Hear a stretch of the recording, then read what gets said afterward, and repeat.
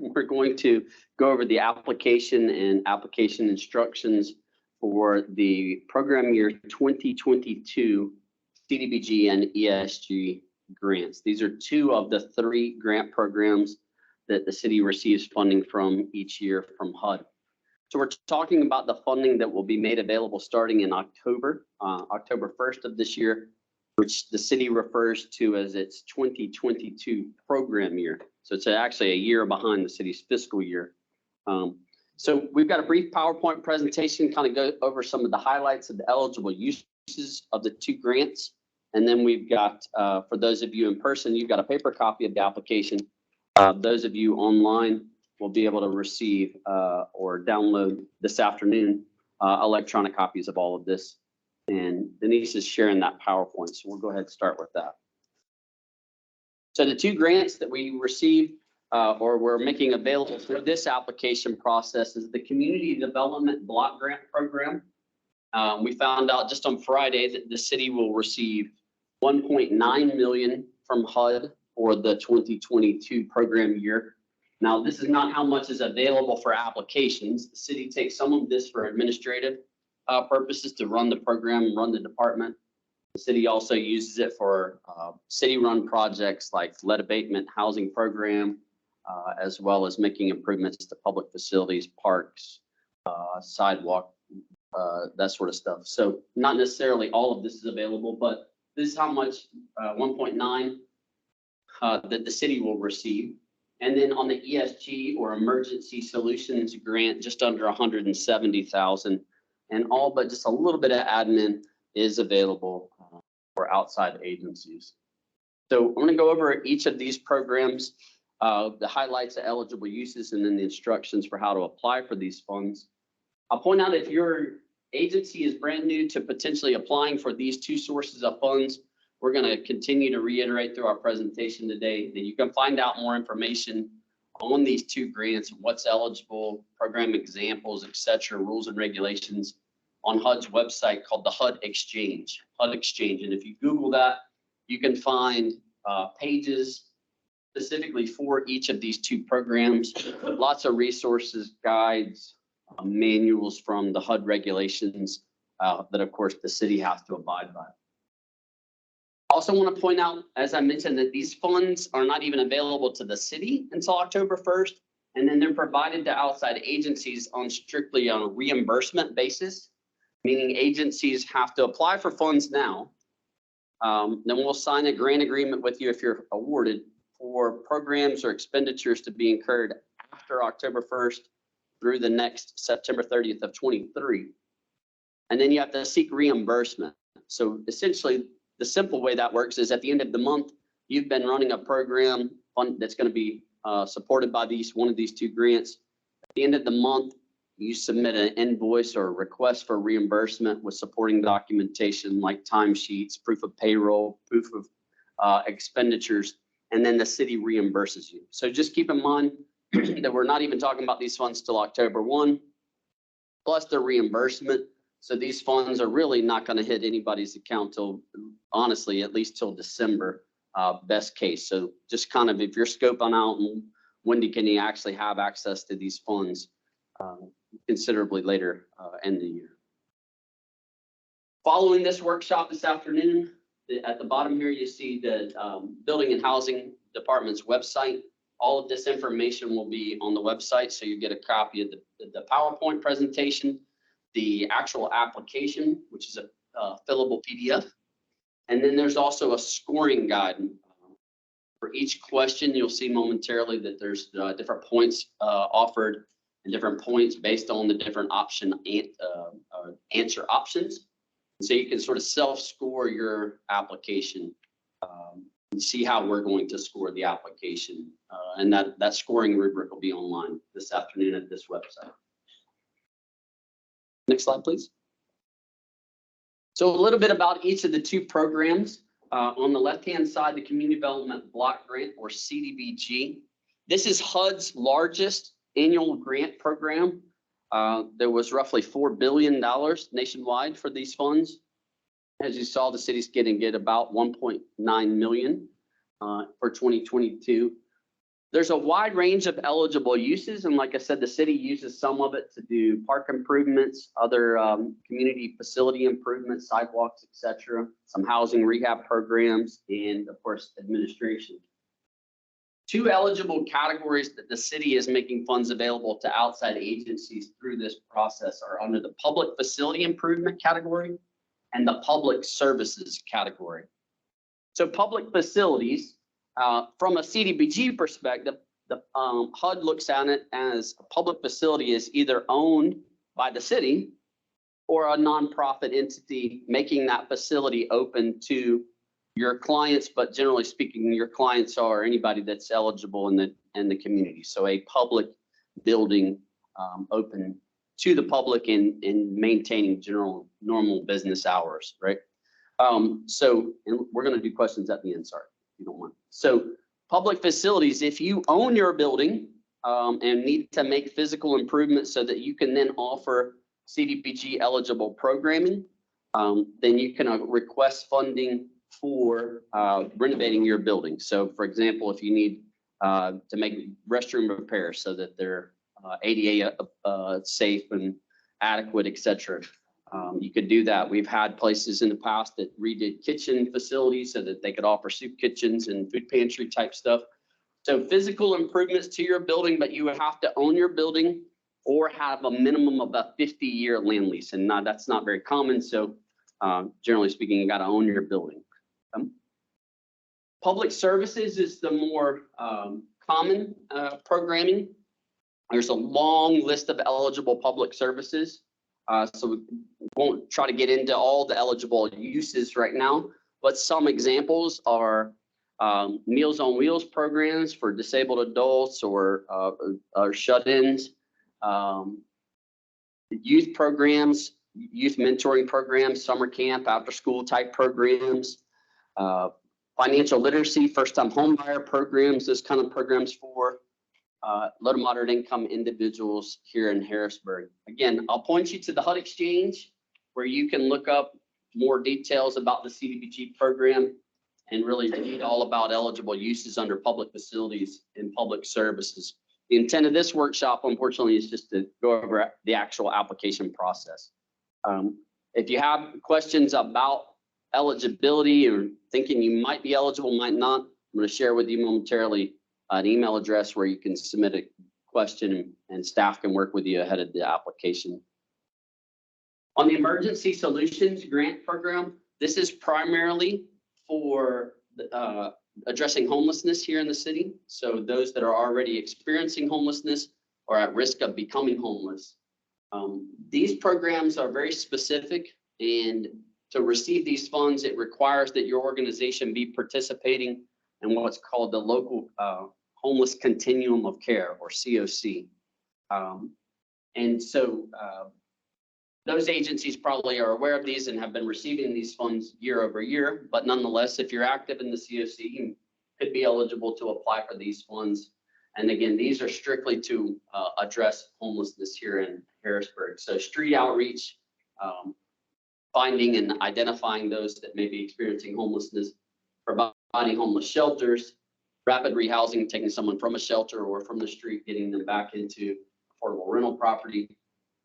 Homeless prevention typically is rental eviction prevention assistance. And then if you receive ESG funds, you're required to use a specific database to report on expenses and clients. That's called HMIS, or the Homeless Management Information System.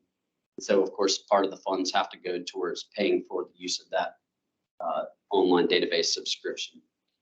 So ESG, in summary, is for homeless services and homeless programming.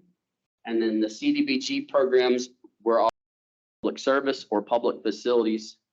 And generally speaking, to be eligible under CDBG, you must be serving a special needs population, disabled adults, elderly, battered and abused women and children, homeless individuals, or low to moderate income households in Harrisburg. Again, these programs are just for Harrisburg. That hopefully that's obvious here. But so again, HUD Exchange, if you need more information about that, and staff's available to answer questions as you might get through between now and the submission time.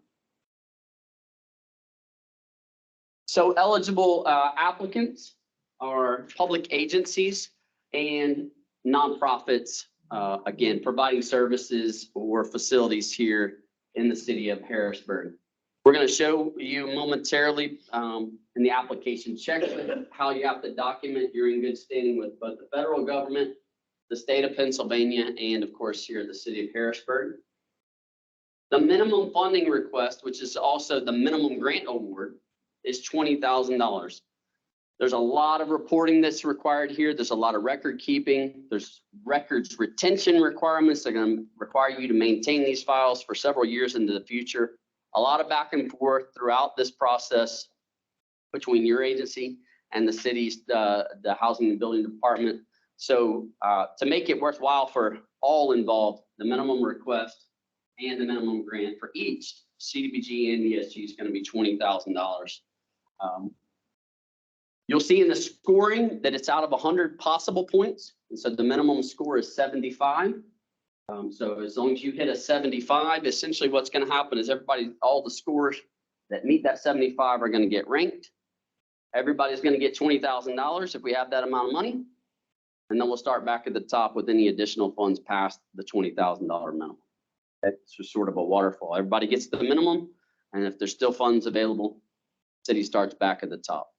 Okay. You're allowed to, or an individual agency is able to apply for both grants, or in some cases, multiple programs under each of those grants.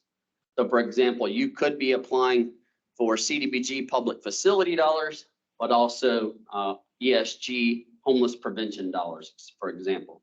That would be two separate applications. We have different reviewers that look at each of the programs. You're going to be submitting this all electronically, so it shouldn't be too big a deal. There's not a lot of handwriting stuff. You're going to have to duplicate stuff, but we do need you to officially submit a complete individual application for each grant and each program if that's applicable. And so that's allowable. Still, minimum request would be $20,000 on each of those grants. All right, so at this point, we're going to switch. For those of you online, give us just a moment. We're going to switch over to the application PDF.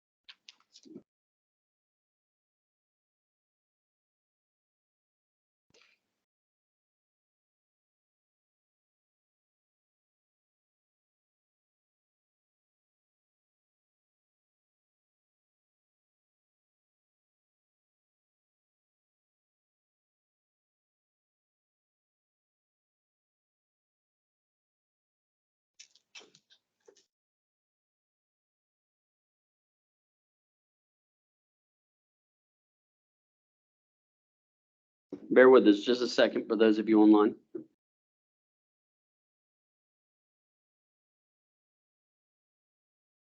Keeps blinking.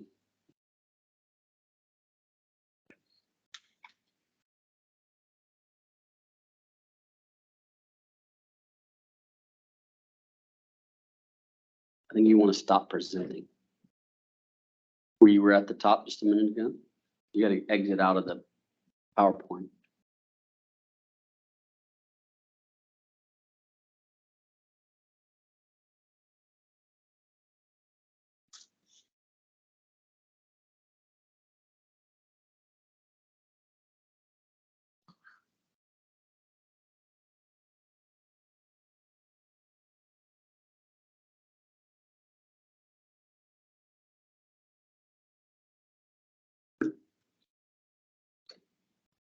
All right, so those of you on Teams should be looking at the PDF now. Just there on the front page, notice applications are going to be due by 5 p.m. Eastern on Friday, June 17th, so a month from today. And you'll be submitting those via email. We'll make sure you have that email address here in just a few moments.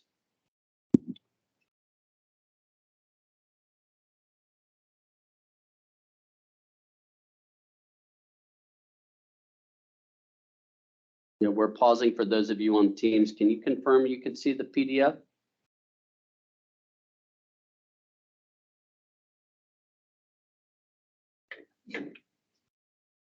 We're good? Okay. All right. And moving to the second page here. So of course, you're in one of the mandatory workshops. We had a workshop earlier this morning, and we're having 2 more tomorrow. They're the same workshop. So if someone from your agency has attended to one of the ones today, then there's no need to necessarily come back tomorrow. But certainly everyone's welcome to come back, or you could send additional staff if you so feel you need to. Am I late or are you starting? Oh, no, you're quite late. We started at 1. So you'll see instructions here on this first page as we scroll down a little bit to be for how you will submit the application. Just 1 electronic copy via email. So everything's of course going to be scanned in. Some of these do require some signature pages, but again, we'll accept the scanned in versions, obviously. If you have questions between now and the application deadline, here's instructions here. You're going to use that same email address, state your name, organization, your title, and then provide your question. What we'll do periodically between now and the due date is any questions that have been submitted, we'll take out any identifying information, but we'll share that with everybody that had attended the workshop. So everybody is made aware of any questions and any additional information or response that's been provided, so everybody can see that. Maybe you need it, maybe you don't, but we'll share that just so that everybody has the same information. Right? Late applications will not be accepted. So 5 p.m. in the inbox, and you'll get a reply that confirms receipt. So you know how emails are. There's going to be a lot of attachments. Make sure these files aren't too big. So I would not wait till 4:59 to try to see if your email with attachments are going to go through. And if your emails the files are too large, of course, we'll accept multiple. Just make sure that you identify 1 of 2 or 3 or whatever it might be. You know how to do that these days, but still, I want to make sure it's on the record. Be mindful. Don't wait till the last minute. If necessary, if the email is just not working, of course, you can put it on a thumb drive and hand deliver it over here to the 2nd floor. That would be acceptable as well by 5 p.m. on that same Friday. All right. So just a review process here. As I mentioned, the applications have 100 points potential. We've broken those into 4 different categories, and you'll see momentarily each question has a point value to it. So your project description is worth 25, your agency summary 30, and your financial management 30, and statement of need 15. So you can see where we're really focused on your agency's capacity to run the program and your financial management. These are federal funds. I know 20,000 may not be, a gigantic amount of money when you're talking about the federal budget, but every dollar spent has the same rules regardless. And so we've got some pretty strict financial management requirements that we must adhere to. So we're really focused on agency capabilities and financial management processes. Okay.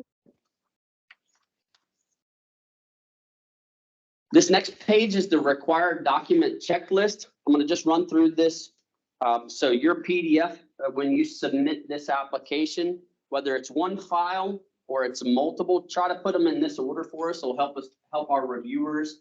So if you need to label files separately, try to use this naming convention. That'll help us. Or if you've got one big merged PDF, if you could put them in this order, that'd certainly be helpful. So I'll just read through the list real quick. The completed application, which again is, for those of you in person, is in your hand, but it is a fillable PDF. The last page of the application is the budget worksheet. So we'll go through both of those. There's a board resolution that is required. Your board has to authorize you to submit this application. So those of you that are submitting multiple applications, make sure you have specific board resolutions for each.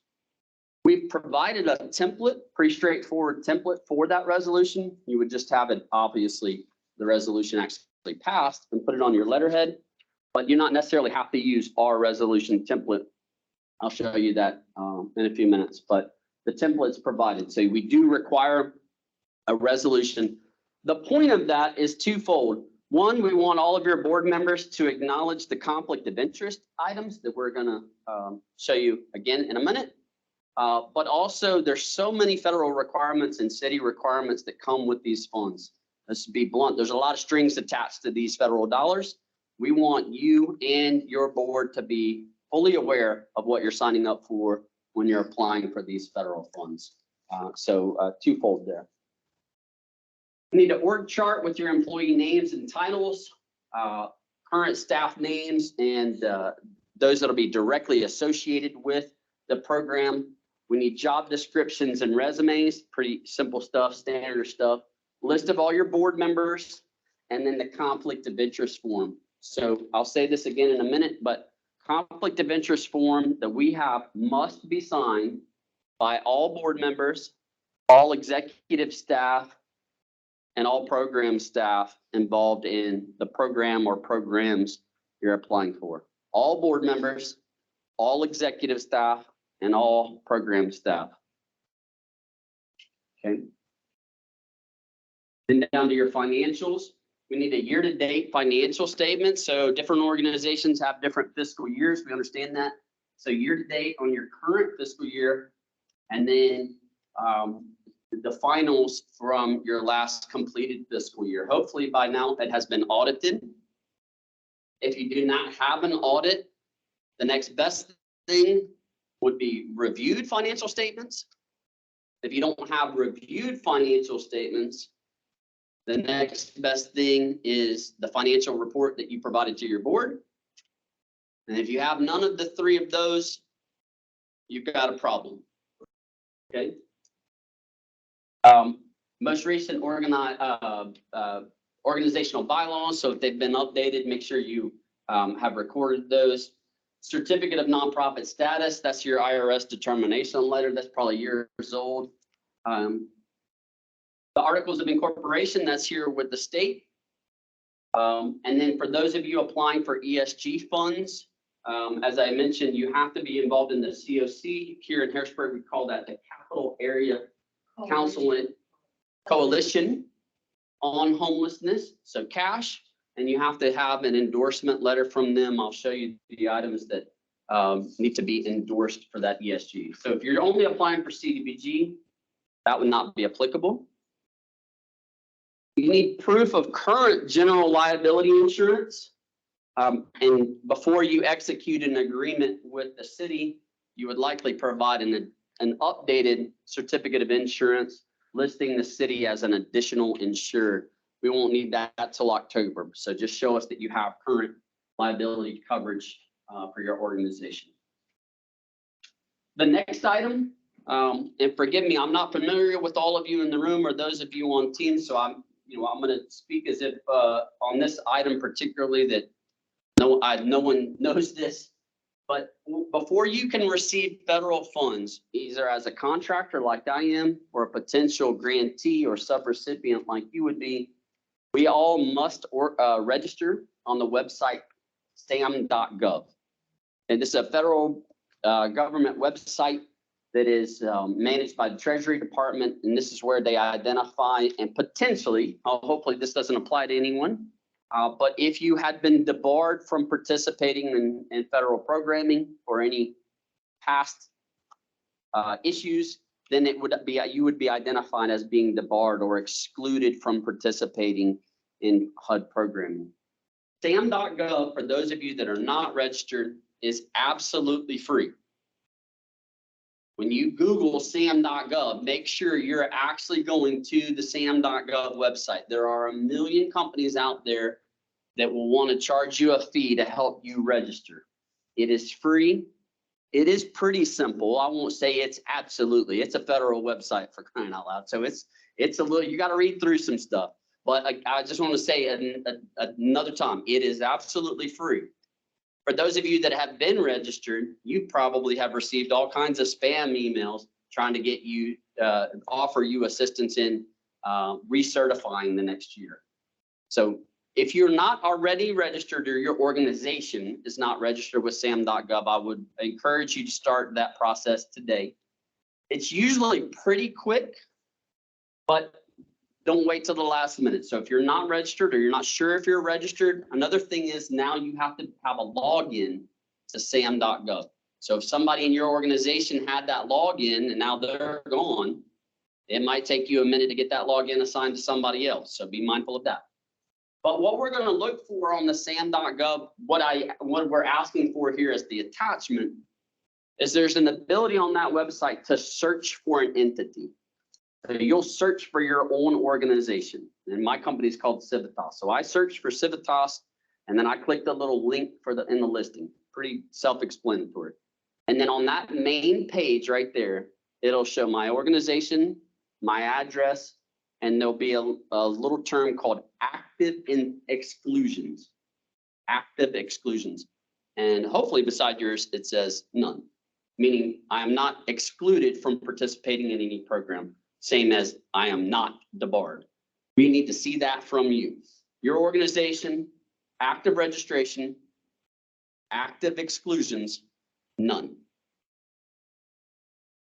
You'll also have on that page, or soon will, your organization will receive from sam.gov what they call a unique entity ID, UEI as they call it. That's just a new number identifying your organization. So for those of you that have been doing this for a few years, we previously always relied on the DUNS number.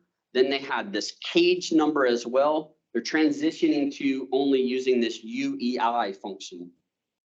So if you've renewed your registration with sam.gov in the last, I don't know, 6 months, maybe a year, you probably have already converted to a UEI.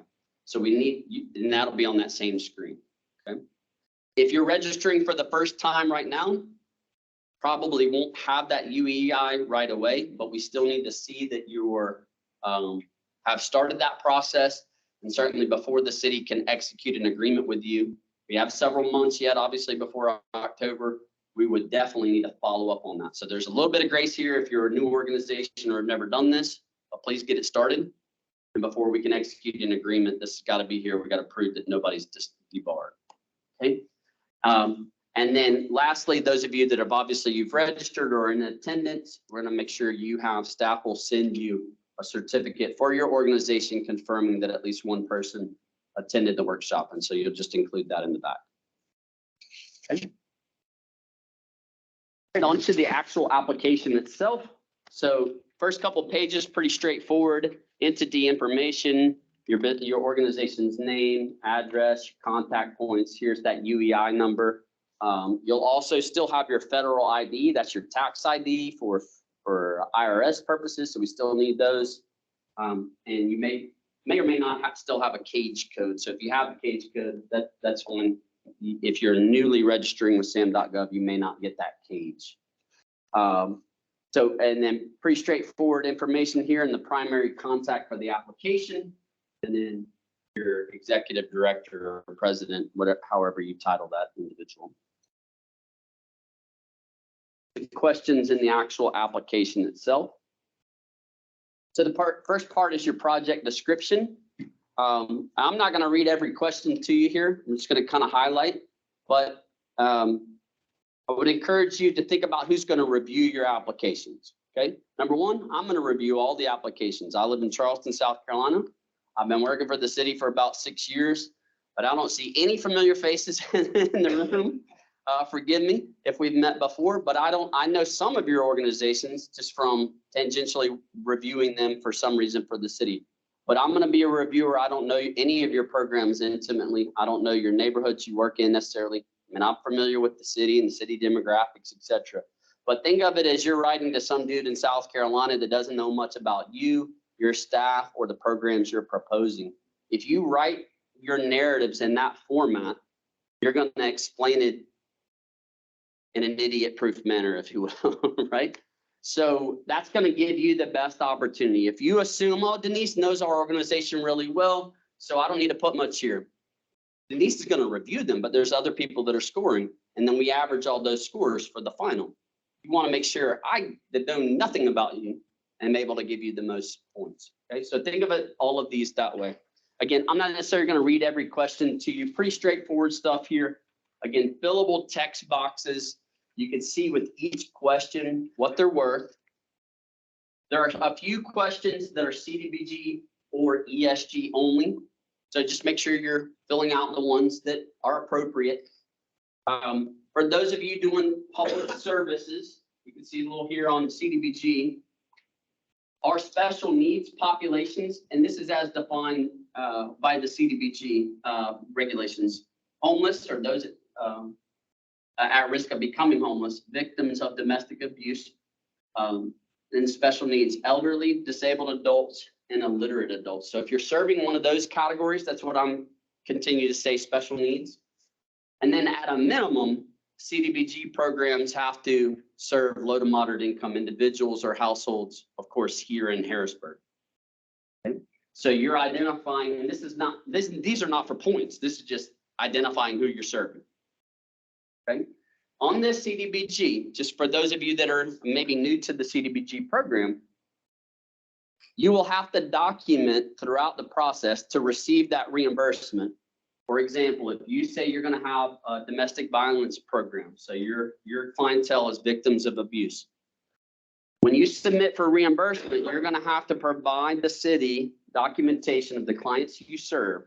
And you're going to have to confirm, well, not only did they meet this criteria that you claimed you were serving, but also that they were residents of Harrisburg.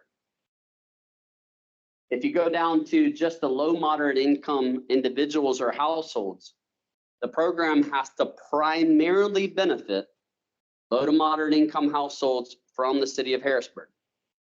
So for example, I'm going to use the same example I used this morning. A summer youth program. You can have a youth program and invite people from the county and from the region, that's fine. But you'll have to be able to get reimbursement for those expenses for that summer youth program. You'll have to document that at least 51% of the kids that participated were from households that are low to moderate income here in Harrisburg.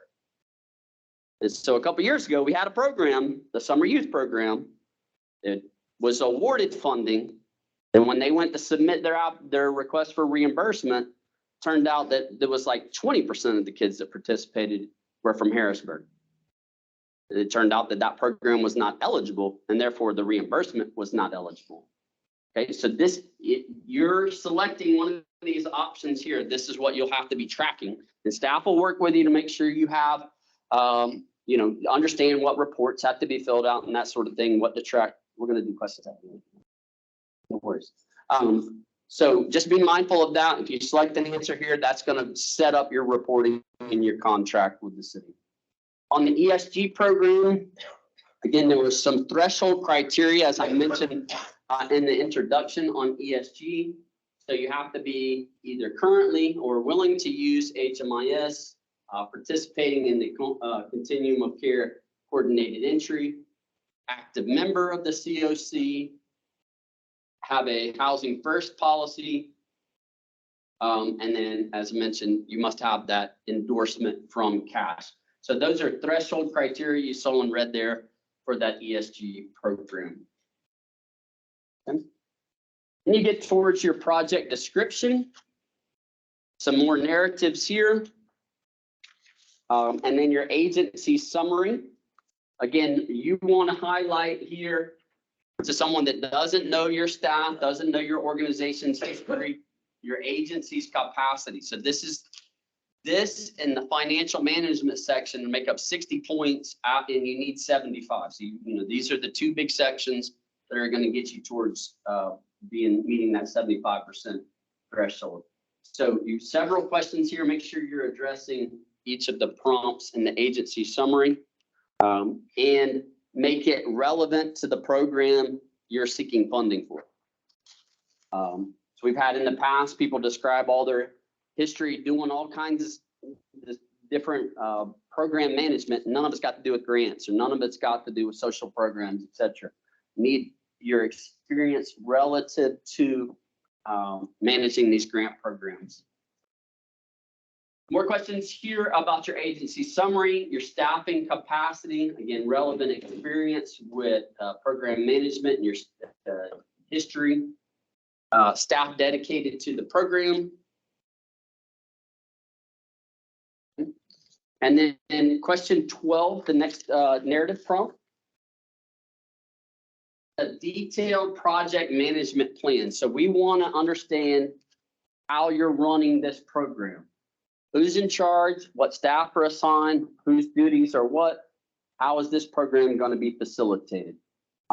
Provide as much detail as you possibly can here, again, specific to this program. The financial management. So there's several prompts here about different staff and roles and responsibilities, separation of duties, separation of financial controls. So be sure that you're addressing that. And I'm going to point out to you on question 14, the reference to 2 CFR 200. That's the federal law, the regulation for managing federal funds.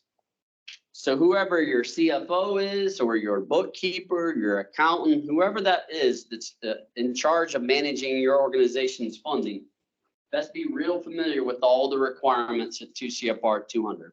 There's things there about cash management, eligible expenses, documenting eligible expenses. If procurement is an issue, records keeping, records retention, confidential information, all kinds of stuff there that needs to be identified. So what we're looking for, and it's in the prompt, is for your organization to explain how you are familiar with the regulations at 2 CFR 200. I don't necessarily mean go recite all of them, but show your experience with that and your understanding of those funds. Okay, and then just a few multiple choice questions. Now on 17 asks you about matching funds. So essentially additional funds you're bringing to the program. I'll show you this on the budget worksheet. The ESG program requires, not City of Harrisburg, but from HUD, the ESG program requires 100% match. So every dollar the city gives you in ESG, your organization's got to have another dollar from somewhere else to pair with it.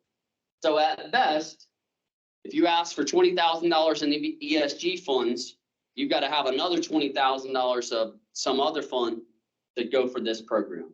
So effectively, ESG is going to go 50-50 with you on your program budget. For Cdbg, match is not required, but you can see it's going to be worth different points. Okay, so for Cdbg, now those of you that are ESG and get to document, you're going to automatically get that 5 points. That's simple for you.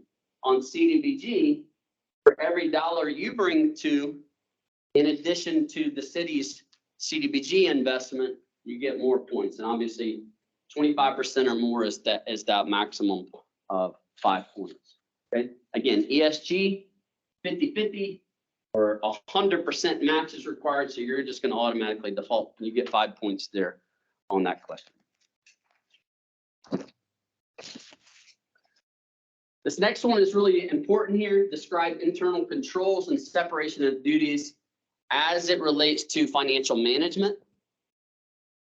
So we need to see even the smallest organization, a staff of 1, even they have a board of directors that's got a treasurer on the board, maybe has a bookkeeper that comes in from time to time to help manage and make sure QuickBooks is kept up to date. At a minimum, even a staff of 1 needs to be able to show that there's some financial controls in place and there's separation of duties, or at a minimum, there's somebody else looking at the books and confirming, like an outside bookkeeper or even the treasurer on your board. That could obviously go all the way up to much larger organizations that have a whole finance department and a CFO, etc. So somewhere in between, a bookkeeper comes on Fridays and helps me with QuickBooks, whatever the most sophisticated process, we need to see that separation of duties. It can't be the same person doing the program work, paying his or her own salary, and submitting the invoice back to HUD or to Harrisburg for reimbursement. There's got to be some other steps in there. Now, again, the city tries to be as flexible as possible and as accommodating. We're trying to get new organizations to be able to apply.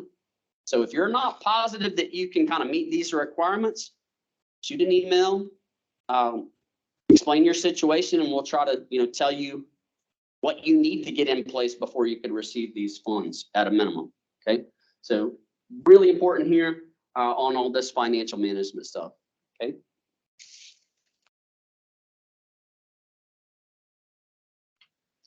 I think question 19 is really kind of the last question on the statement of need. Your last narrative for points. The statement of need explain to us why we should fund this program. Why do the people that are going to benefit from your program need your services? Again, city staff is familiar with the neighborhoods, familiar with the demographics, as am I, but we don't know your specific beneficiaries. We don't know who your clientele are. Why do they need that your services? I would encourage you to use some statistics here. Show us that you've thought this through. Why is your organization even doing this? There's got to be some mission, some purpose that got you started serving these clients. Show that to us. Show us what the situation is here in Harrisburg that you're trying to address. At the end of the day, we've got to have quantifiable outcomes. So this helps you to start with, well, what did the quantifiable need in the first place? The last two questions are just the little multiple choice ones on that statement of need.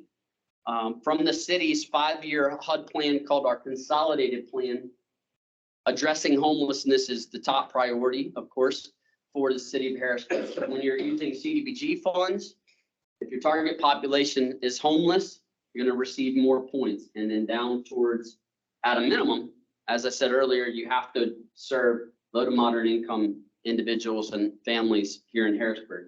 So that's a 0 because that's threshold. So if your target population, again, you'll have to document this, you get more points. And then you can see the similar on ESG prioritizing different populations there. So those are just multiple choice. And then the last question, 22, one last narrative. We anticipate receiving more requests for funding than we actually have available. Now, reminder that the minimum award, both the minimum request and the minimum award will be $20,000. But describe to us here, if you were not able to fully fund your request, what type of impact does that have on your program? So for those of you that are applying for public facilities and you need a new $50,000 roof, we can only give you 20. Does that mean you're not getting a new roof? You got 30 somewhere else? For those of you doing programming, that might just simply mean, well, we'd like to serve 100 people. If you fund us for half, maybe we'll only be able to serve 50. We wanted to bring on 3 new instructors, partial funding, maybe we only bring on 1 or 2. Just describe to us how that impact would be. This helps us try to put all things together when we're fitting together the puzzle, if you will, of how to fund different programs. Okay. The last 2 forms here, as I mentioned, the resolution. This is just a template. You don't have to use this one, but simple enough, copy and paste on your letterhead, and then have this executed by your board chair and your director. Simple enough. That's just authorizing the application. You need 1 for each application. So if you do multiple, make sure. And then here's the conflict of interest form. Must be completed by everyone that I mentioned earlier. I'll say it again. All of your board members, your executive staff, and program staff, all of them have to sign this. And we'll check again before you execute an agreement in October. We'll update this again if you've had any board members or staff swap out. We'll have to get a new form here. All right, with that, I'll pause on the application and then we'll hit the budget section momentarily. Any questions on the application? Yes, ma'am. When you talk about insurance, general liability. If you don't provide direct services, are you talking about directors and officers? Yes, ma'am. A quick question about the match. What if we're applying for other grants? Do you need to know, is a plan acceptable, or do you need committed funds? Submitted. So I'm just going to reiterate some of those questions just because I'm here by the microphones to make sure that the recording gets it. So the first question was about the applicable insurance. So if you're not providing direct services, at a minimum, all nonprofits should have directors and officers insurance, D&O insurance. So we need to see a copy of that as a minimum. But you probably, if you're providing services, need general liability in addition to. The second question in the room was about matching funds. If you're applying elsewhere, we are only going to count as matching anything that's committed, and make sure, I'll elaborate more to make sure that those commitment is for the same period of time.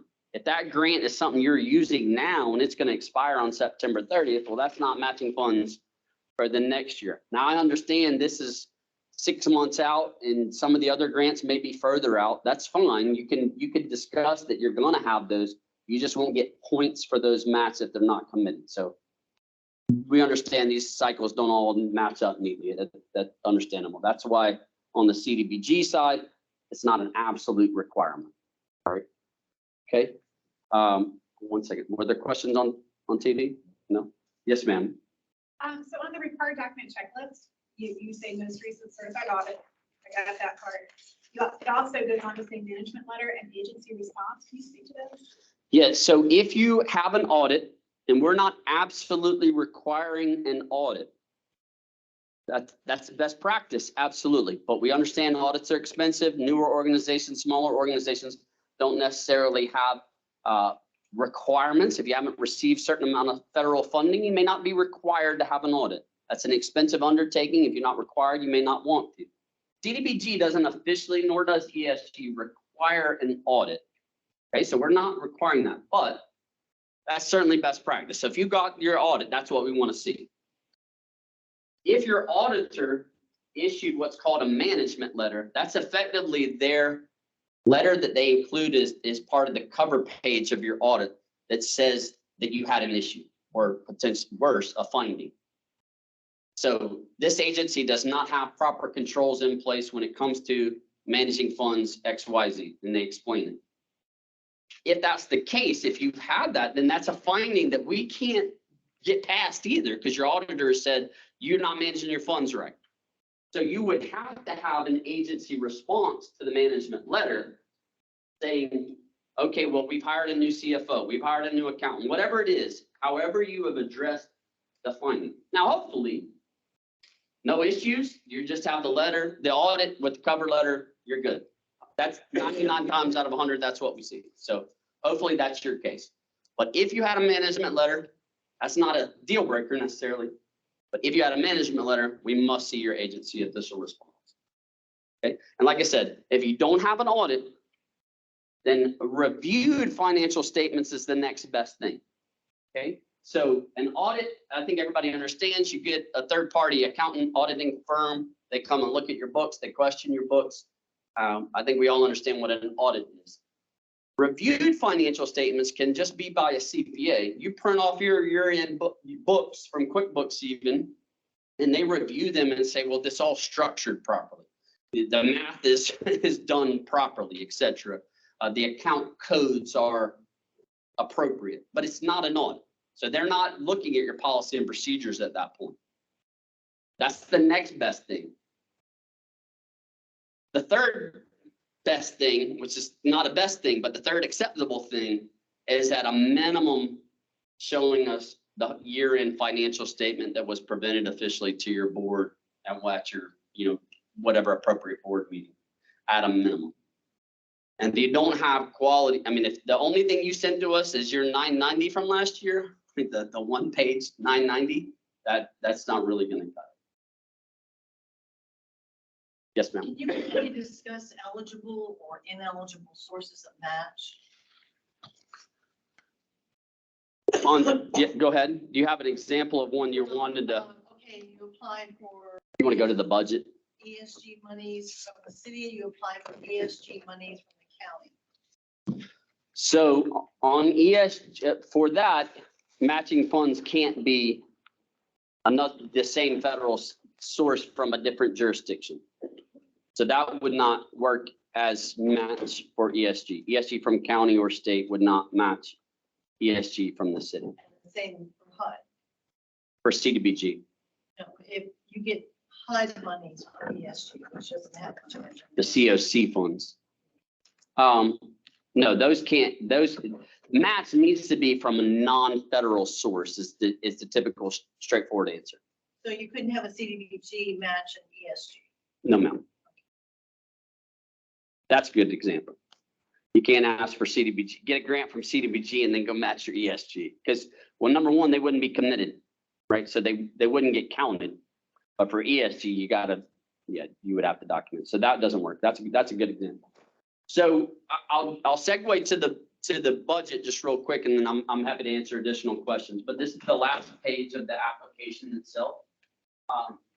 Denise, can you scroll back so I can see the top just a little bit more? Okay, so up in the top, you're going to sort of give a quick summary, high level of your budget here. This budget worksheet is your program budget, not just the budget for how you're going to use the funds you're requesting from the city. So again, I'm going to stick with a real simple example of a summer youth program. Okay, let's just say, simple math, it costs $100,000 to run this program. That's a good program, it sounds like. Okay, you're going to show us the total budget. What are you asking for from CDBG? Hopefully no more than 75,000. That means you're going to match 25%. So then you've got funds requested, and then how your other funds are coming in. So matching funds, donations, or in kind. So matching funds is cash equivalent, literal cash. Donations from other agencies, from your board members, etc. I mean, people could be donating supplies. Fine, then you need to give us a cash value. In kind, maybe your CPA, you've got a board member that's a CPA, and he or she donates their time, or an attorney donates his or her time. Maybe you're doing some construction work and you've got an architect or an engineer or contractor on your board, or spouse of one of your staff, and they're going to volunteer their organization to help out. Show us all of that. If you're going to do that kind of stuff, though, you need, so sticking with that example, we're going to have an architect donate their services to draw the designs of your renovation. We need a letter from them confirming that they're willing to donate the time and effort that it needs. That's how we're going to prove that that is committed. Okay. So for each use of the money in that overall program budget, you're going to list out the expenditure, the total program cost, then how you're going to use either your CDBG or ESG. And then if you're providing match of any kind, you would put that over here on one of these columns under the B header, if you will. Okay. Again, CDBG is not required. You're going to get more points the more match you bring to the table. ESG is required, so it's a dollar for dollar match on ESG required. So any line item here on description of work for ESG would have a total project cost, and then would have half the budget here, half the budget over here. Okay. Questions on the budgeting? Or any other questions at this point? We find out what council board we're in. Is it on the website? That is a good question for our staff. We have everybody put NA for the council on it at the beginning of the application. That's NA. Okay, thank you. Okay, very good. Thank you, ma'am. You're ready to. All right. I can't see that name. So. No, if it's Sabrina, should be, if you can, help.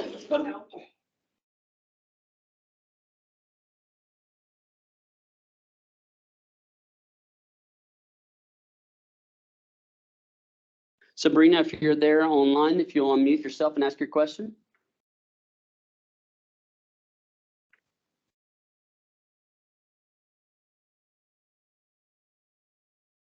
And Sabrina, we can't hear you. If you want to maybe put it in the chat feature, if you're able to do that.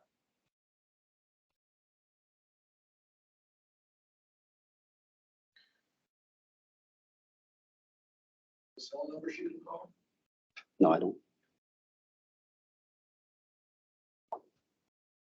Okay, well, let's go back to the PowerPoint, if you will, Denise, and we'll show everybody how you could continue to submit questions nonetheless. Yeah, right there, it's on that scoring criteria.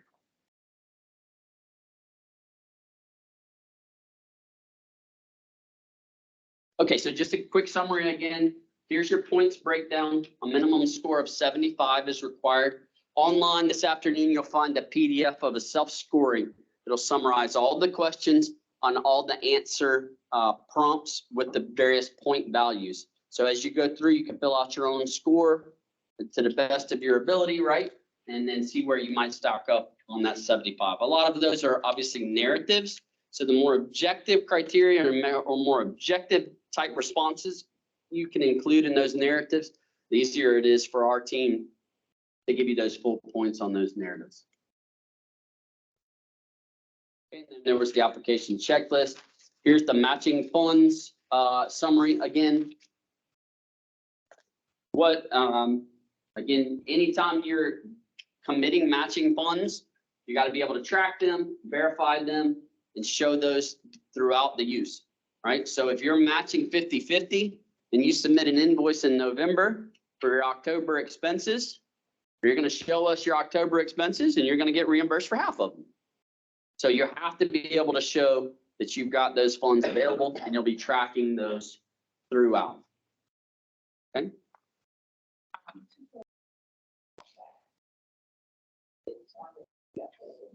The budget for the question online was, is the budget form fillable PDF? Yes, it should be a fillable PDF.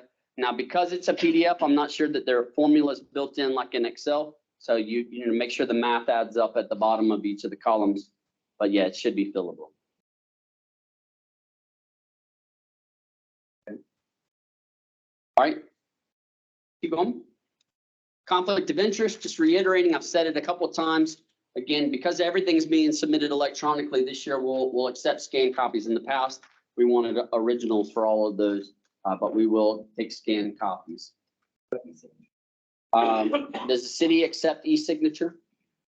We'll take a scanned copy of a signature. So for those of you on Teams, for any of these places that require a signature, it needs to be in a handwritten signature, but then that document can be scanned in.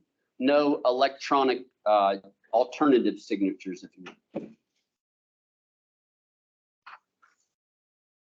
We mentioned the board resolution, gave you a template, just make sure you have that there.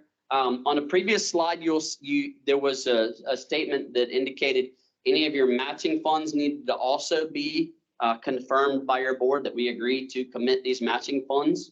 So you could add that to this simple board resolution if that's applicable. Again, except ESG, matching funds not necessarily required, so you may not have that. All right, so quick summary here. Application due by 5 p.m. Eastern, Friday, June 17th, via email. Here's the email address to submit and to submit any questions between now and then. Those of you that registered, gave your name and email. Any questions submitted between now and then, we'll keep a running total or running summary and their responses and make sure everybody receives those. You mentioned about that the project needs to serve at least 1% of Harrisburg city residents to be able to apply for reimbursement. So is that going to be the full reimbursement or is No, if your program primarily benefits, then it is eligible on the CDBG public service side.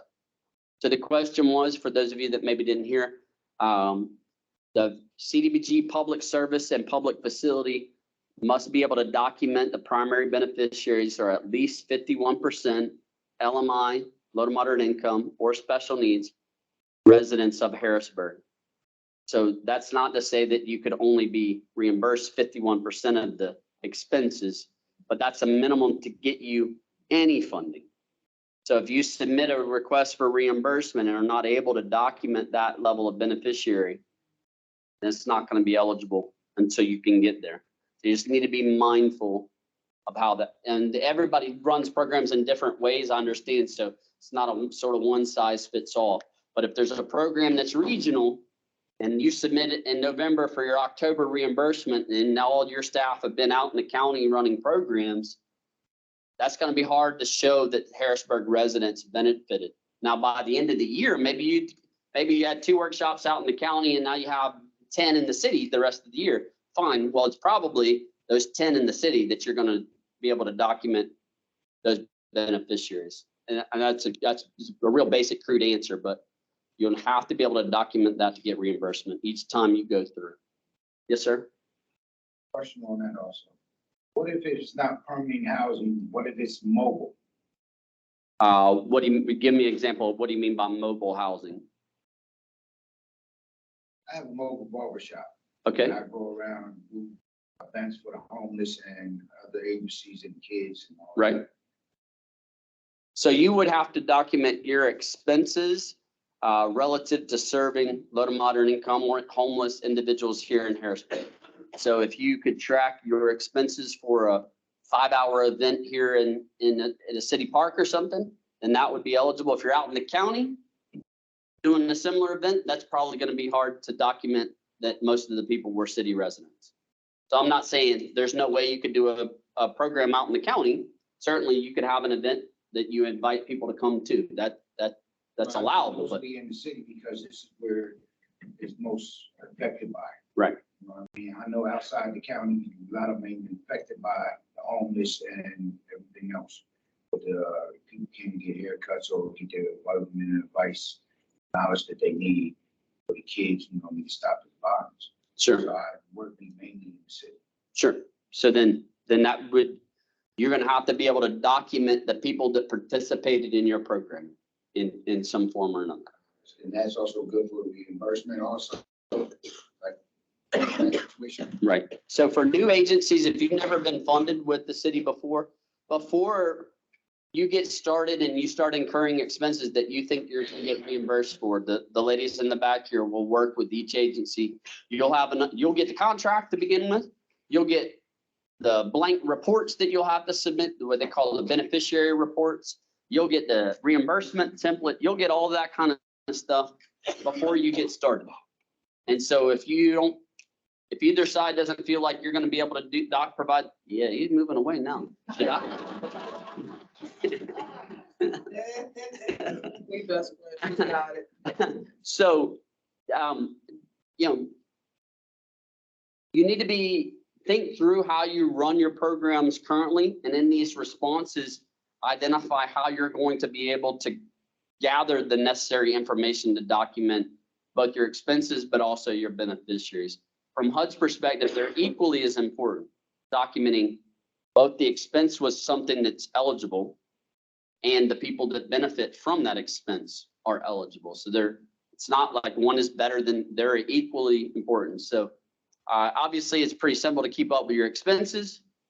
It can be difficult to document the beneficiaries are of an eligible group. So you can't just have an event out in the park and let anybody come anonymously. We're not going to be able to define that they're from Harrisburg or that they meet any of our criteria. So there's got to be some level of, and don't quote me on saying you have to have an application, but there's got to be some level of intake for the beneficiaries so that you can document. Different programs require different levels and types of intake and demographic information. So I'm not going to elaborate on that, but you've got to be able to get some level of documentation of where the beneficiaries came from. The county gets this money, the state gets this money, all the surrounding counties get this money. So we can't, and HUD doesn't allow us to overlap. Right? So we got to be careful too to identify, all right, this is Harrisburg, because the county gets their own money, they run their own programs, they make their own decisions. And some of you know that. Some of you probably have funding from both of them. I think there's another question in the front. Same topic, and I'm just making sure I have it right. So under Cdbg, public facilities, that you just need to prove that you're benefiting a low to moderate income neighborhood. No. Public, no? If your program is, your building is for elderly only, yeah, let me repeat the question. Cdbg public facilities, documenting who benefits. From HUD's perspective, the entirety of the city is considered a low mod area. Okay, so the area is not what we're necessarily looking for. It's who walks in the building. So if your building serves homeless, well, then that's one of our population. So now you need to identify, how do you confirm that they are homeless or at risk of becoming homeless? If they're elderly, that's another population. If you've got a women and children's domestic violence shelter, okay, well, you're probably doing some intake. So you're documenting who those people are that are benefiting. So it doesn't necessarily that you need to prove to us it's a low income area, because I've got all that mapped a million times. So if it's just that you're serving a low mod area, then I would encourage you to get in touch with Denise ahead of time and confirm that we all agree the service area for your facility is an appropriate. Right, that sound reasonable? And just along that same line, I wanted to just reiterate that this workshop is like how to apply. Once you have decided that you are applying, my team and I have resources so that you don't feel like you're kind of shooting in the wind throughout this whole process. We know in the past that hasn't always been given, but there's going to be a sub-recipient workbook that will track you exactly through what we expect, what can be acceptable as far as intake and the budget and things like that. So there will be check-ins throughout with the program managers so that you don't feel like you are applying for this money and now you have no expectation of what it's going to take to actually meet the requirements. A reminder, public facility, your agency needs to own it or have a 50-year lease for us to be able to do that. So probably owning it is the most likely. You can have a mortgage on it and let them, own it debt-free, but you got to be the title holder. Okay. Any other questions?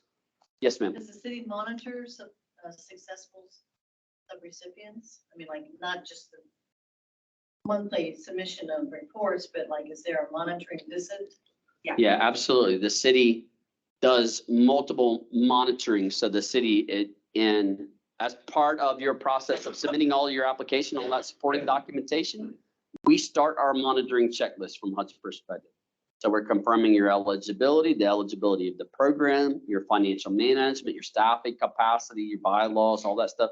We've started the monitoring file on day one with your application. And then each of your requests for reimbursement with beneficiary reports is more ongoing monitoring. And then you submit this report to us, say you served all these 50 people. All right, well, periodically we're going to come out and we're going to need to see some people walking around in your building. And we're going to need to see some files of that intake and legitimately show us that there are people being served from your program. Along that workbook that I was mentioning, you as a subrecipient would have one as well. So when the program managers come out, there will be part of the monitoring will be comparison. So what do you see that you have and making sure that everything matches and gels. Okay. I think my question or comment is about hypothetically when a homeless person comes into America for Sure and they fill out an intake packet. One of the hardest questions for them is, I don't have an address. So where were you last stably housed? Okay. Last stably housed because And where did you sleep last night? Okay. Where did you sleep last? Okay. Yeah. Because we tell them to put transient outside or whatever, explain it the best you can. But okay, you're saying be blank, fair with it. Where did you sleep last night? Anybody serving homeless should be engaged with CASH, the COC, and they've got protocols in place. I assume, don't let me speak for you, but that's a safe assumption. There's protocols in place for making a determination that someone is or is not homeless. And the definition from HUD's perspective is a lot broader than you would think. It does not mean only that I slept on a park bench. Okay. But those two answers can get you a long way. And I'm also gonna work on providing the direct benefit survey. A lot of the organizations that are active with cash or with the county homeless assistance or PAC program, that is used to, because all of the information is right on there. And a lot of times when we are dealing with certain populations, they don't want to give all of their information. So this form documents what is needed to cover you that, yes, I serve this person, but they don't feel like they have to give more information than is necessary to receive the service that they deserve, if that makes sense. Yep. So on that question, how about if like you team up with another agency to help the homeless or whatever services they're doing, but for my services, they ask me, can you help associate? Now, how do I go about getting credit for that also? So Let me repeat, that hold on, let me repeat that. And I'm not sure they can hear you. Let's be careful. So the question from the gentleman on the other side of the room from our speaker was, can an agency partner with another agency providing homeless services? Absolutely. So then you would have one agency doing the intake, if you will, confirming the beneficiary eligibility, and then your services would also serve the same clientele. So this doesn't need to be a second application, if you will, like that. Yeah. So that might be a really good idea right here. We might have some people in the room partnering you up, go to the shelters and et cetera. Me and Ms. Fox, we partner up every month. It's a month to do the homeless, feed them and cut their hairs and everything else. I go downtown, Payne and Miss Mobley. But I'm saying, I know they already put it in. Do I ask for the documentation on the list that they get for people that are doing, or do I just keep? Well, you don't have to have that for the time of your application. So in your application, identify how you'll be able to confirm the people you're serving meet these criteria. And then staff will work with you when you're funded to make sure that everybody has the appropriate documentation. Staff will make sure you have what you need to be covered individually, if you will. And when dealing with homeless, do we have to have their names? Like when I service them, sometimes we just count how many we served and how much we spent on servicing them, not necessarily their names or. I'll defer that question to when you are working with your direct contract manager. As far as the application is concerned, that information is of course not going to be in your application. So I'll defer that to your contract manager down the road. Okay. Can you see, is there any more questions from the teams? No other questions online? Any other questions in the room?